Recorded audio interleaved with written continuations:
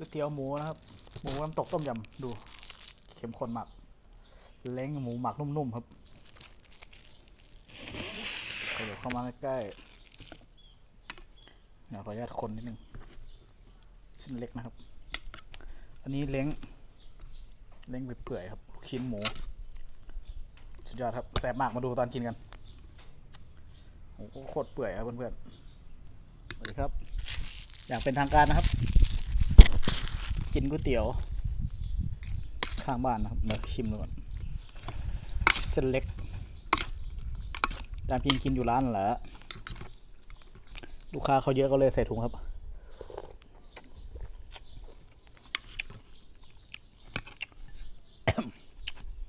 สุดยอดมาก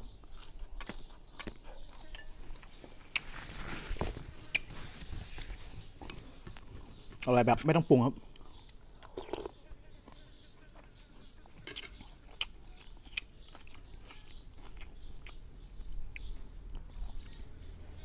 สุดยอดครับพี่น้อง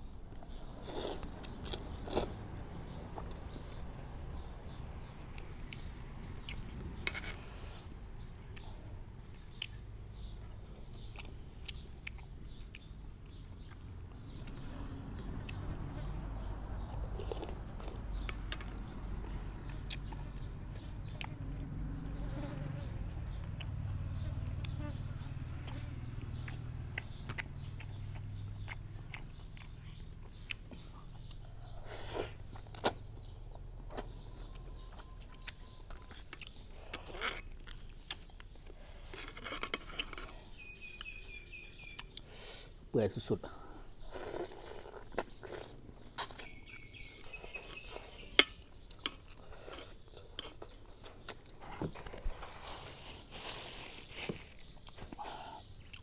ยอดครับใส่โปรตีนไปนิดนึงเส้นเหนียวนุ่มครับแซ่บมากเลยดีพี่น้องเบิ่งคำเนี่ย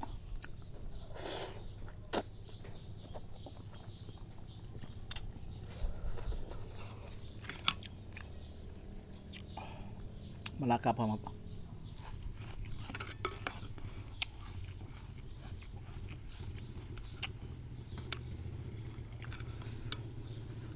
หมูหมักนุ่มๆไปเลยนี่หมูหมักเห็นไหม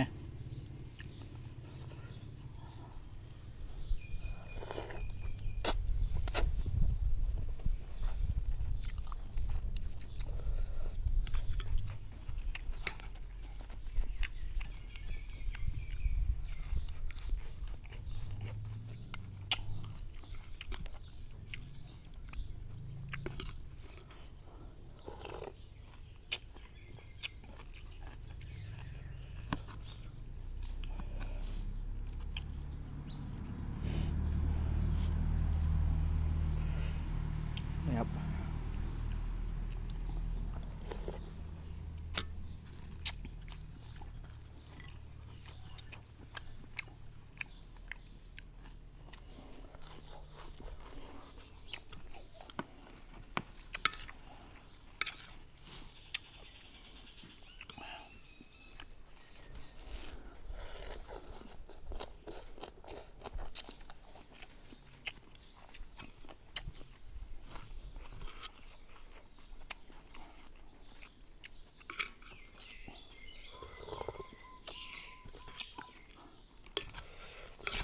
เข้มข้นแห้งแซ่บมากเลยดีผักสดๆครับ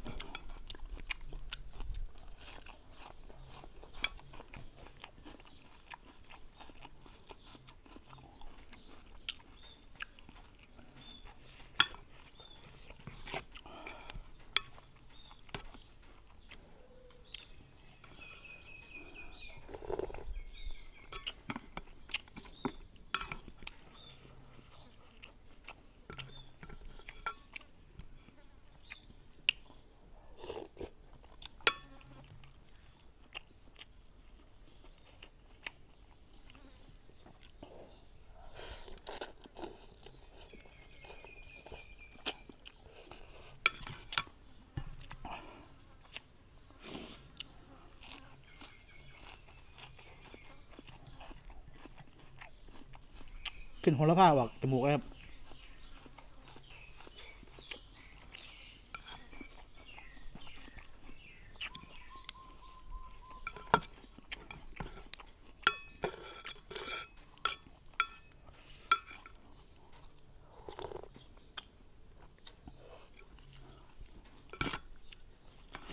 ทางปลากล้วยเบิ้งมีใบตองลายฮะใบหมกกบ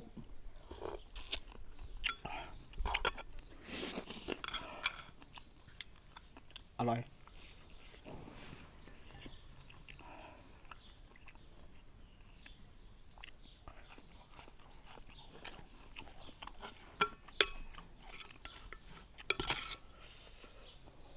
แซ่บมากน้ำซุปเบิ้งน้ำซุปขนยังน้ำตกต้มยำนะครับเป็นพริกเผาครับ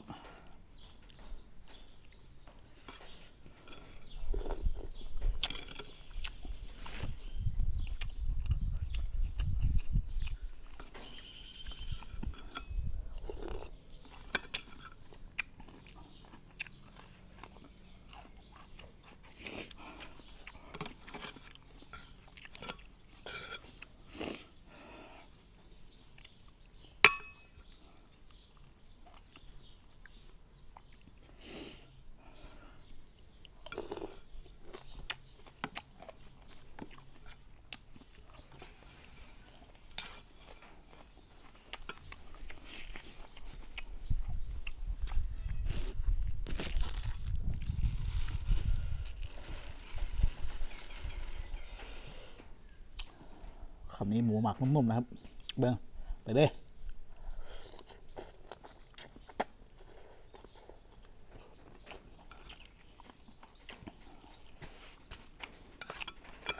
โคตรแซ่บ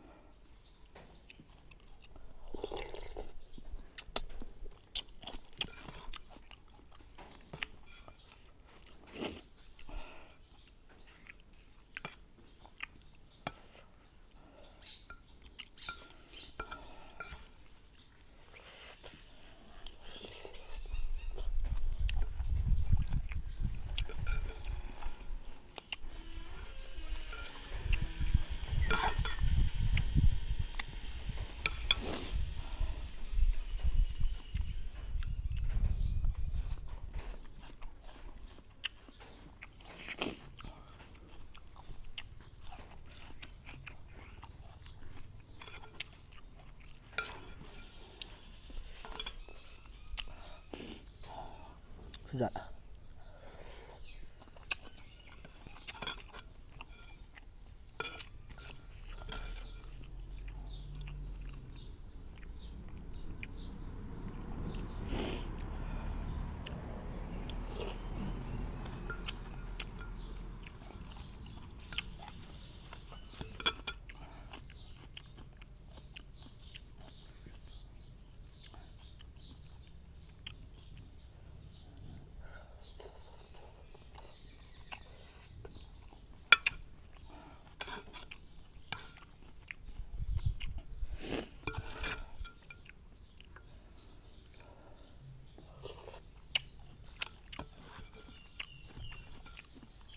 แซ่บมากครับ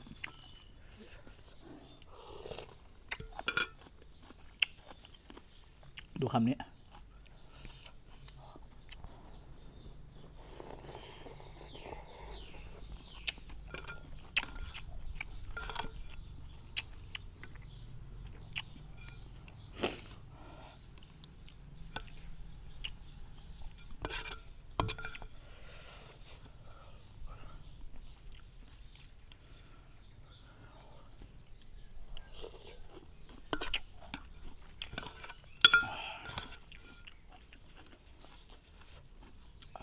แซ่บมาก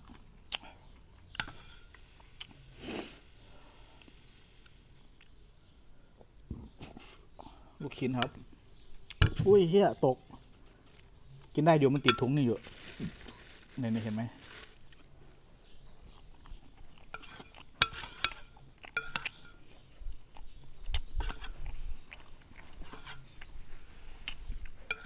วันนี้ฝนจะตกนะครับเพื่อนๆ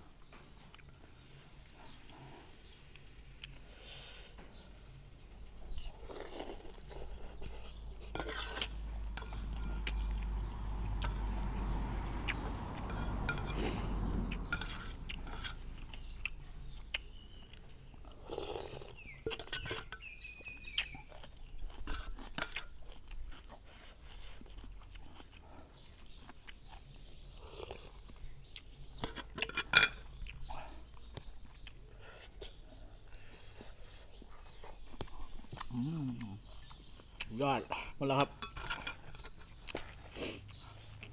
เล็กน้ำตกต้มยำนะครับเข้มข้นถ้ามักคลิปนี้ก็อย่าลืมกดติดตามให้ด้วยครับพี่น้องฝากกดติดตามช่วงนี้ไล่ในโลกออนไลน์ไม่ค่อยมีได้ครับต้องเบิ่งหลายๆอย่างน้อยเด้อเจอกันวิดีโอหน้าครับสำหรับคลิปนี้สวัสดีครับ